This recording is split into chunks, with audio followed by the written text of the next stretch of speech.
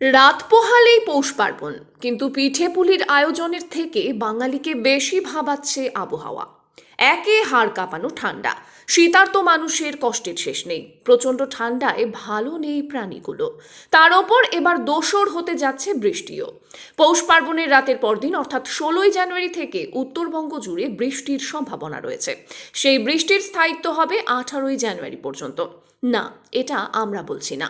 উত্তরবঙ্গের জেলাগুলিতে আগামী 16 থেকে 18ই জানুয়ারি পর্যন্ত এই বৃষ্টির পূর্বাভাসের কথা জানিয়েছে উত্তরবঙ্গ কৃষি বিশ্ববিদ্যালয়ের গ্রামীণ কৃষি মৌসুম সেবা কেন্দ্র।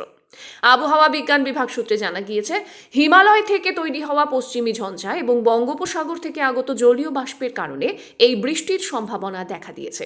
16ই জানুয়ারি দার্জিলিং এবং কালিম্পংয়ে বৃষ্টির সম্ভাবনা রয়েছে।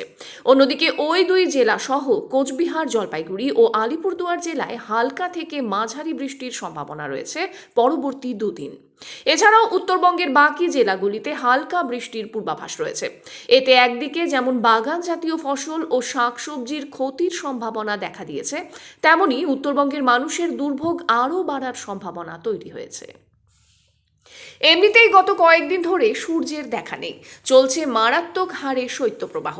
তার সঙ্গে যদি দোসর হয় বৃষ্টি, তাহলে সম্ভাব্য পরিস্থিতি কি হবে তা ভেবেই এখন অস্থির হয়ে পড়েছেন উত্তরবঙ্গের মানুষ।